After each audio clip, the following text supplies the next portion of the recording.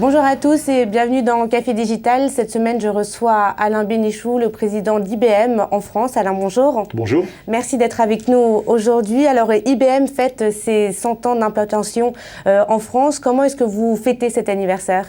On le fait d'abord avec nos clients parce que le bilan en gros, c'est que IBM a participé à la transformation de ces entreprises au cours de ces 100 ans.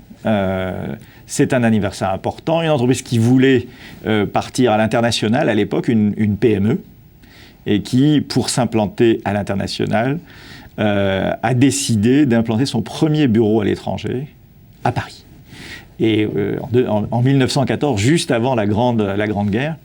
Et voilà, alors donc le premier client, je crois que c'était les chemins de fer du Nord, c'est-à-dire l'ancêtre de la SNCF, et puis les entreprises Renault. Vous voyez, donc on le fête effectivement avec nos clients que nous avons accompagnés au cours de ces 100 dernières années. Et on l'a vu surtout au cours de ces 10 dernières années, IBM c'est également une entreprise qui s'est mutée, où vous êtes passé du hardware, on va dire, au software, on va dire une bascule entre ces deux activités. Quels sont aujourd'hui les chantiers sur lesquels vous misez entre, par exemple, le big data, le cloud computing, la mobilité, tout ça. Comment est-ce que, quels sont les chantiers sur lesquels vous travaillez ? Neila, vous, comme d'habitude, vous avez bien préparé, vous les avez cités, mais il se passe quelque chose d'extraordinaire, c'est une révolution. C'est-à-dire qu'en fin 2015, 50% des dépenses de notre métier, de l'IT, vont être dans ces domaines que vous avez cités, le cloud, le big data et l'analytique, les logiciels de mobilité et les services de mobilité, et aussi les réseaux sociaux, et évidemment la sécurité qui accompagne évidemment cette nouvelle technologie. Donc 50%, c'est-à-dire qu'aujourd'hui, il représente environ que 5 à 10% de la dépense. Et en 2015, ça sera 50%. Donc il faut évidemment s'y préparer, et ça fait effectivement 5 ans qu'IBM s'y prépare. Et c'est pour ça qu'on est prêt vraiment à embrasser une nouvelle ère. J'ai pas peur de dire que c'est une révolution, parce que quand dans un métier, on achète des choses complètement différentes de ce qu'on achetait dans le passé, c'est une révolution. Depuis 1 an et demi, IBM traverse tout de même une mauvaise passe, en tout cas à l'échelle globale en termes de revenus et de chiffre d'affaires. Est-ce qu'à votre avis, le contexte macroéconomique suffit à lui seul à expliquer justement ces contre-performances ? Alors, les contre-performances, il faut le voir sur le point des analystes, mais aussi des actionnaires. Les actionnaires renouvellent constamment leur confiance en IBM, et vous le voyez, parce que nos résultats, et notamment nos bénéfices, sont toujours au beau fixe. Et la croissance, notamment de notre bénéfice par action, est assez remarquable. Il y a une transition sur le marché que je viens de vous exprimer. Il faut accepter qu'on arrive dans cette transition. Ce n'est pas tellement depuis 1 an et demi, c'est vraiment ces 3 derniers mois. Aussi une transition dans les pays émergents. Vous le voyez, le contexte macroéconomique là, il est clair. Les pays émergents sont dans une passe, notamment en Chine, de se chercher, de retrouver des niveaux de croissance qu'ils avaient auparavant. IBM en bénéficiera dès que la croissance repartira dans les marchés émergents. Et la deuxième chose, c'est effectivement repartir d'un système, je dirais, de l'informatique que l'on a connu jusqu'à aujourd'hui, vers ces domaines que nous appelons les CAMS. Et c'est une transition que nous allons mettre en œuvre avec nos collaborateurs en France notamment. Les grandes entreprises américaines sont sous surveillance en ce moment, notamment en ce qui concerne le dossier Alstom. On l'a vu avec l'intérêt qu'a manifesté General Electric.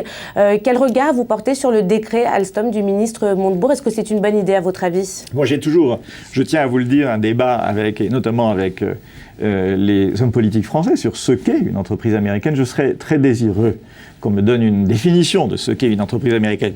Je ne veux pas pousser trop loin le débat, mais ce n'est pas une question facile. On va dire simplement dont le siège est aux États-Unis. Alors, le siège est le centre de décision. Vous avez raison. Je vais vous dire, en tant que IBM France, mon intérêt, c'est de garder les grandes entreprises françaises en France, et notamment leur centre de décision informatique. Et je vous avoue que, d'ailleurs, quand il s'agit d'une entreprise allemande, ou une entreprise américaine, très souvent, effectivement, les centres de télévision peuvent être amenés à quitter le territoire, ce qui est une grande anxiété pour moi personnellement, qui me suis en responsable d'IBM France.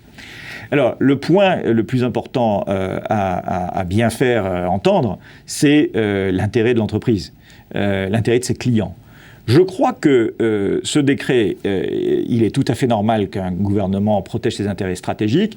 J'espère que ce décret ne va pas trop loin, en élargeant trop les éléments stratégiques. Qu'est-ce qui est stratégique ? Et je reste confiant. Je pense qu'il est important de créer des champions français. La seule chose que je vous dis, c'est parfois le champion doit rester en France, pas nécessairement partir en Allemagne. Est-ce que ce sont en tout cas des réactions, enfin ces réactions du gouvernement suscitent de l'inquiétude auprès de votre maison mère ?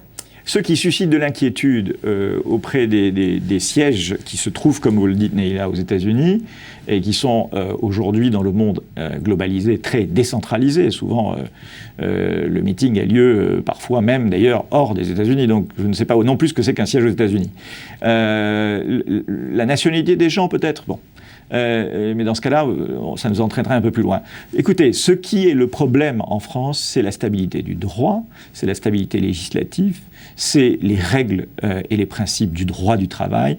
Et nous l'avons dit et répété, c'est ce qui va faciliter l'investissement en France. Nous avons besoin de l'investissement des entreprises américaines, et surtout si elles décident de concentrer les décisions, la R&D et les centres informatiques dans le pays. C'est ce qui importe à mes yeux.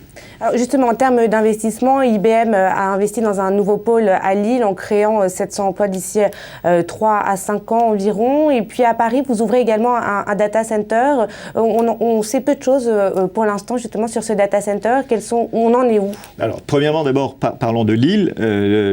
J'ai essayé de démontrer précisément que dans une économie globalisée, si on utilisait les services de collaboration, les réseaux sociaux d'entreprise, social business, exactement comme si vous aviez une espèce de Twitter mondialisé, mais interne à l'entreprise, la collaboration interne de l'entreprise, on pouvait rendre très compétitifs des consultants qui seraient localisés dans un centre de service à Lille et qui partageraient justement les meilleures pratiques et les actifs que la compagnie IBM développe avec les 50 autres centres de services dans le reste du monde.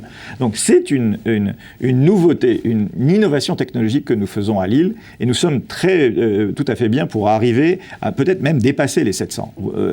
C'est un sujet à bien regarder. Et le deuxième sujet, c'est effectivement le centre de service cloud qui va être dans le point of delivery. Pareil, c'est un espèce de réseau mondial, on ne peut pas faire autrement, mais le centre de delivery pour nos clients va être à Clichy en France, au 3e trimestre, et commencera au mois de juillet.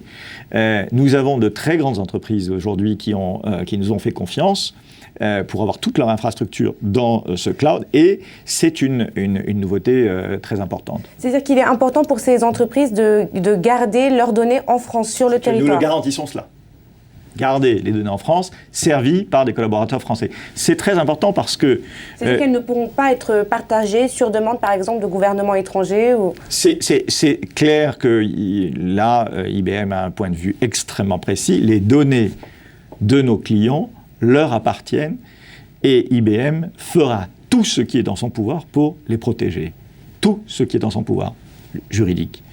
Ce qui est certain, c'est qu'il est très important de savoir où sont les données. Quand on se pose cette question, et que le nuage devient quelque chose impossible à appréhender, c'est normal, quand on est un patron d'entreprise, d'être très inquiet à ce sujet. Nous leur proposons effectivement de localiser et de servir leurs données et leurs traitements en France. Merci beaucoup, Alain Bénichou. Merci. À bientôt. À bientôt. Café Digital, c'est tout pour aujourd'hui. On se retrouve la semaine prochaine avec un nouvel invité.